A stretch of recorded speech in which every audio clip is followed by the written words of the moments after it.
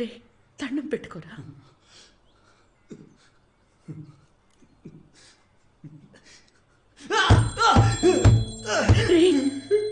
ఏంట్రా ఇది? అలా కావట్లేదమ్మా. అయ్యో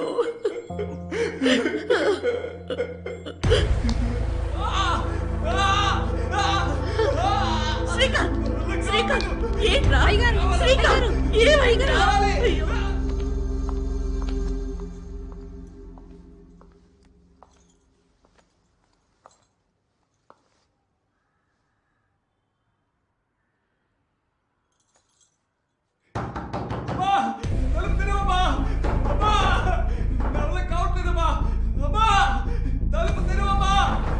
ఏం జరుగుతుంది ఇక్కడ?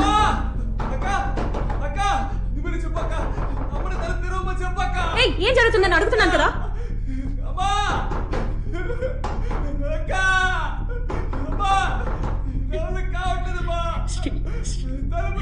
శ్రీకాంత్, శ్రీకాంత్ మత్తు పదార్థాలకి బానిసయ్యాడు.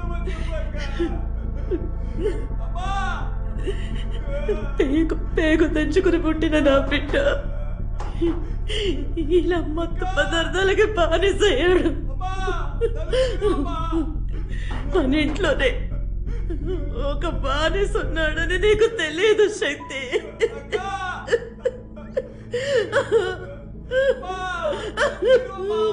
భగవంతుడా, అమ్మా ఏం కాదమ్మా. అమ్మా ఊరుకోమ్మా, ఏమైపోతుంది? అమ్మా ఏడవకమ్మా, నయం అయిపోతుంది. నేను చెప్తున్నాను కదా.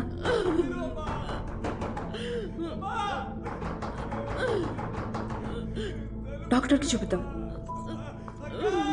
శక్తి, డాక్టర్కి చూపిస్తేనే నయం అవుతుందమ్మా. శక్తి విలువద్దమ్మా.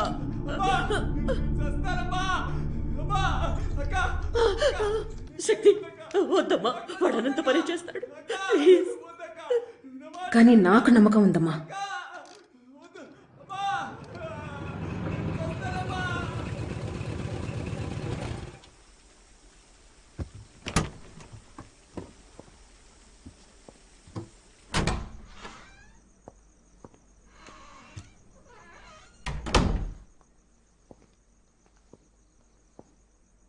రీహాబిలిటేషన్ సెంటర్ అదొక్కటే దారి.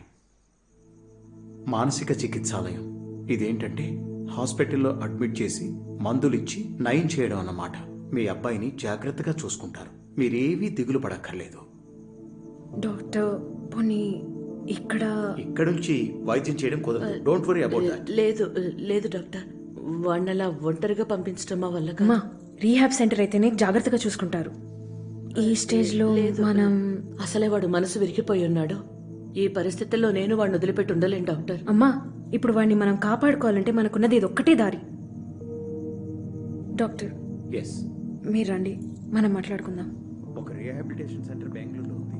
వాళ్ళైతే బాగా నయం చేస్తారు. Don't worry. వీలైనంత త్వరగా చేద్దాం డాక్టర్.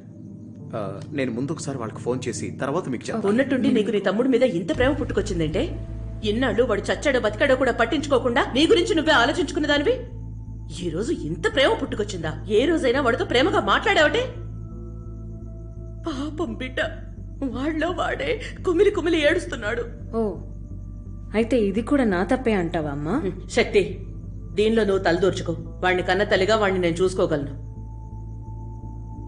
మీరే మాట్లాడి తేల్చుకోండి. ఆవిడి గారి బిడ్డ విషయంలో నేనెందుకు తలదూర్చడం?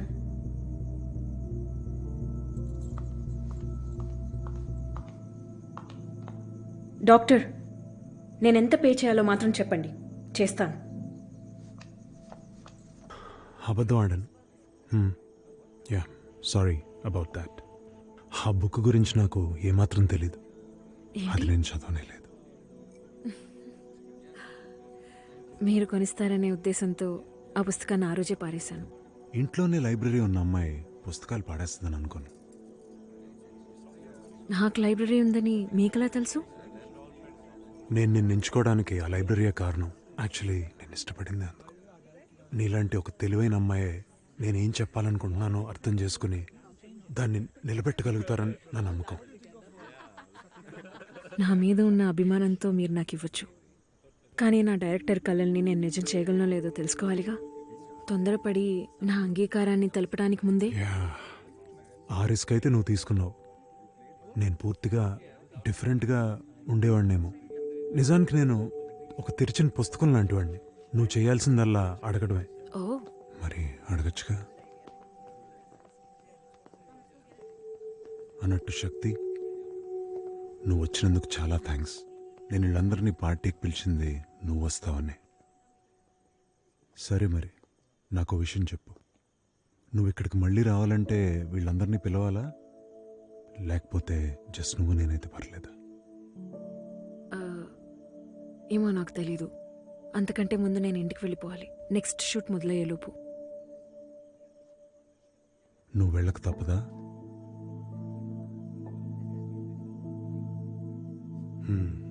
ఇన్ దట్ కేస్ నీతో ఇలా గడిపే అవకాశం మళ్ళీ నాకు వస్తుందో రాదో.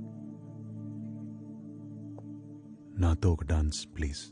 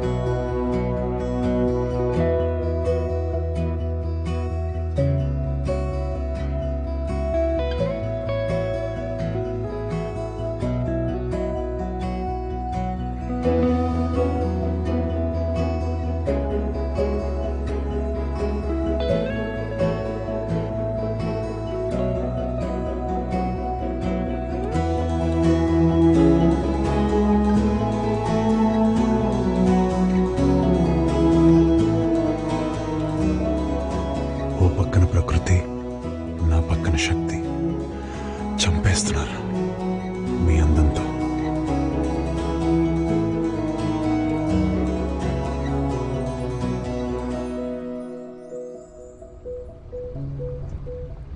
Hey you okay? యా కావాలంటే మనం షూటింగ్ పోస్ట్పోన్ చేయొచ్చు. లేదు అక్కర్లేదు, ఎప్పుడు ఉండే పనే కదా. ఈ రోజు ఆఖరి రోజు అంటే నమ్మలేకపోతున్నా. టైం అలా గడిచిపోయింది. అవును, నాకు కూడా అలానే అనిపిస్తుంది. నీకోటి తెలుసా, నీ పక్కన ఉండడం కోసం ఇంకొన్ని సీన్లు రాయాలనిపిస్తుంది. ఏంటో అలా చేసుంటే నిజంగా బాగుండేది.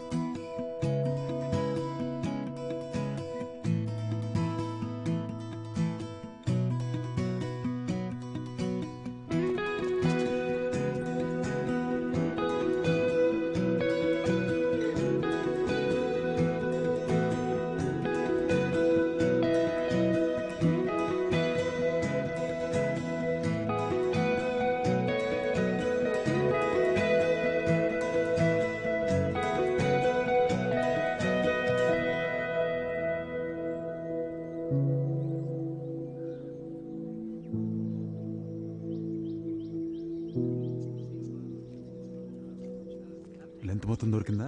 మొత్తం నాకు ఓకే అనిపించింది. నీకు ఓకేనా? ఓకే, మీకు ఓకే అయితే నాకు ఓకే. సరే నెక్స్ట్ లొకేషన్ రెడీ చేయమని చెప్పు. గైస్, ఈరోజు మ్యామ్కి మనతో చివరి డే. ఆవిడ షూటింగ్ పూర్తయింది. I think she deserves a big round of applause. Thank you.